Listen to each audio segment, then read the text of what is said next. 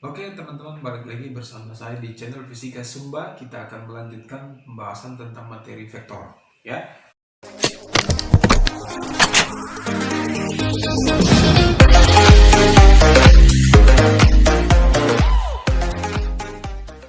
Nah, di video kali ini kita akan belajar tentang resultan vektor, ya. Resultan vektor, ya. Kalau berbicara mengenai resultan, maka itu artinya penjumlahan vektor-vektor, gitu ya. Jadi ada lebih dari satu vektor yang bisa dicari resultannya, ya. Jadi resultan itu adalah penjumlahan, ya. Nah, misalkan, jadi kali ini tadi kan penjumlahan vektor, ya, penjumlahan vektor. Nah, ini. Lalu misalnya tinjau ilustrasi ini, ya.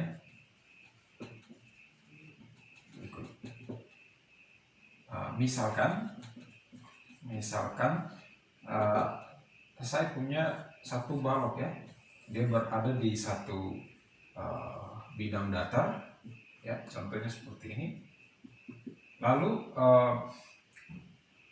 balok ini ditarik dengan gaya F1, vektor F1 ini besarnya 2 Newton, ya. Lalu ditambah lagi dengan F2.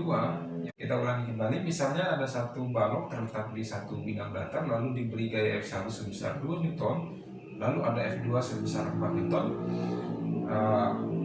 Sekarang ditanya berapa resultan vektor. Apa resultan vektornya, ya. Jadi kalau berbicara resultan vektornya, kita tinggal menjumlahkan vektor-vektor yang tadi, ya. Jadi F1, ya, ini kalau kita mencari resultannya kan tinggal digambar seperti ini, ya kan. Jadi F resultannya, ya, adalah 6 Newton. Tinggal dijumlah, ya toh. 2 tambah 4. Jadi F resultan, ya, F1 ditambah F2, ya. Kalau vektor itu selalu ada topi di atas, ya. Sehingga F1-nya 2 Newton ditambah 4 Newton. Hasilnya adalah 6 Newton. Jadi vektor resultannya adalah 6 Newton. Ini kalau vektornya searah, ya. Kalau ke kanan semua, kalau ke atas semua, kalau ke kiri semua, ke bawah semua. Nah, bagaimana kalau vektor ini F1 dan F2 ini berlawanan arah? Artinya yang satu ke kanan, yang satu ke kiri, ya. Kita coba lihat di sini, ya. Misalnya vektor ini yang bekerja pada benda yang masanya M ini, F1-nya ke sini, lalu F2-nya ke sana, ya. Nah, misalkan F1-nya berapa tadi F1? 2, ya, 2 Newton. F2-nya 4 Newton. Nah, berapa resultannya?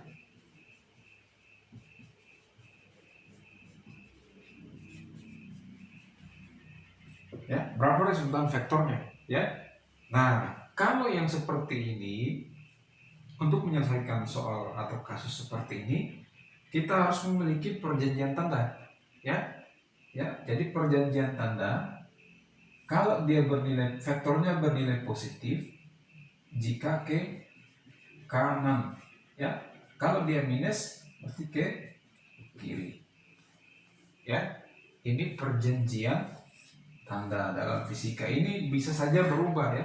Kalau positif bisa ke kiri, ya, tapi biasanya yang kita pakai itu seperti ini. Ke kanan dia bernilai positif, kalau ke kiri dia bernilai negatif. Nah, untuk menyelesaikan ini, kita F resultannya berarti F1 ditambah F2, ya. F1 nya berapa? 2 ya, di kiri ya, minus 2 ya kan, ditambah ke kanan 4, berarti 2 Newton ya. Jadi kan tanda positif ini berarti bahwa vektor resultan vektornya berarah ke arah kanan begitu. Nah misalnya dia seperti ini, misalkan vektornya seperti ini ya.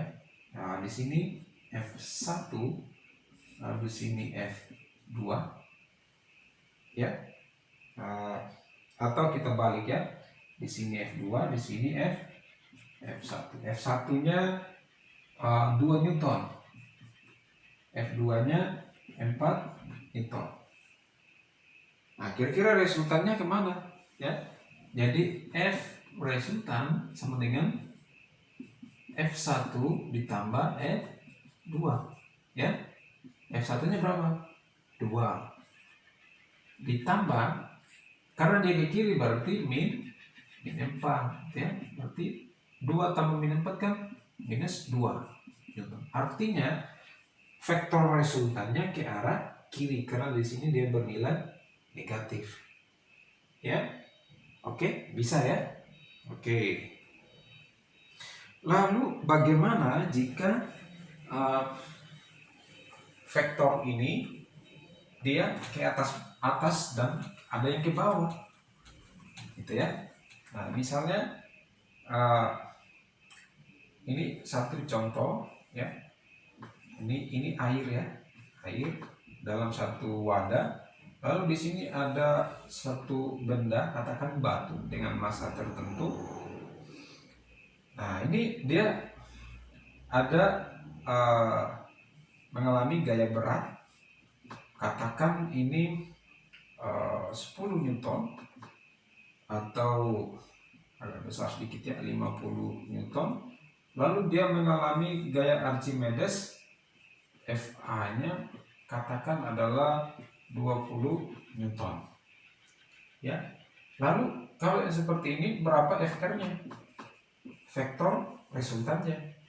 Nah untuk kasus yang seperti ini vektor gayanya ada yang ke atas dan ke bawah, juga kita harus punya perizinan tanda. Kalau dia positif berarti ke atas, kalau minus berarti ke bawah ya.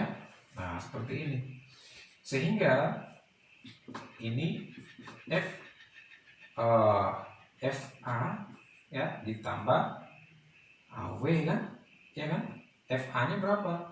20, karena dia ke atas berarti nilainya positif ya. W nya berapa? 50, karena ke bawah berarti dia tambah minus 50 kan. 20 tambah min 50 kan berarti min 30 Newton. Nah vektornya ke arah, vektor resultannya ke arah bawah.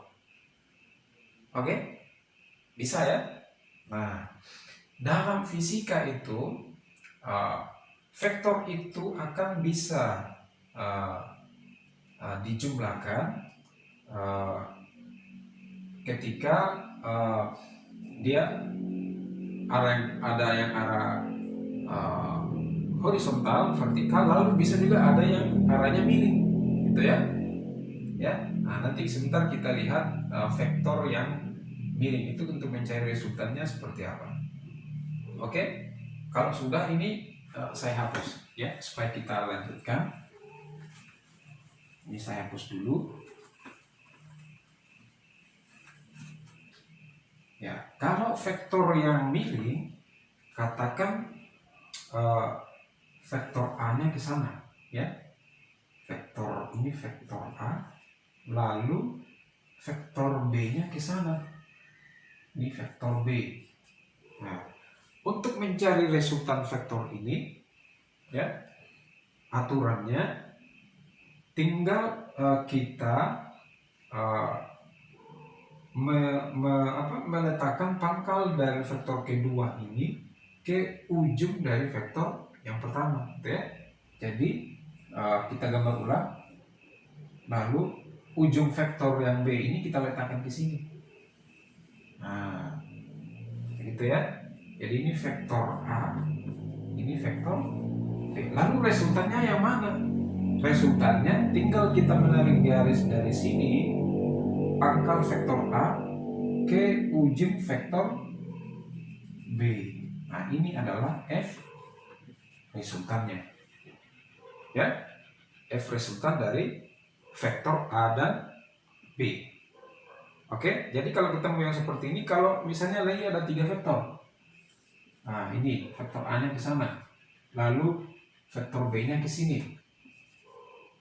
Ya, lalu vektor C-nya ke sana. Nah, ini untuk mencari resultannya ya seperti ini kan. Tinggal kita menggambar ulang vektor A-nya, lalu vektor B-nya pangkalnya kita letakkan di ujung vektor A, lalu ujung pangkal vektor C-nya kita letakkan di ujung vektor B. Nah, resultannya yang mana? Ya, yang ini. Ya.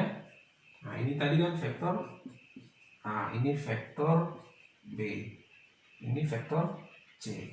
Nah, resultannya yang ini kan, F resultan. Ya, tinggal kita menghubungkan ujung dengan ujung vektor yang pertama ke maksudnya pangkal vektor yang pertama ke ujung vektor yang terakhir.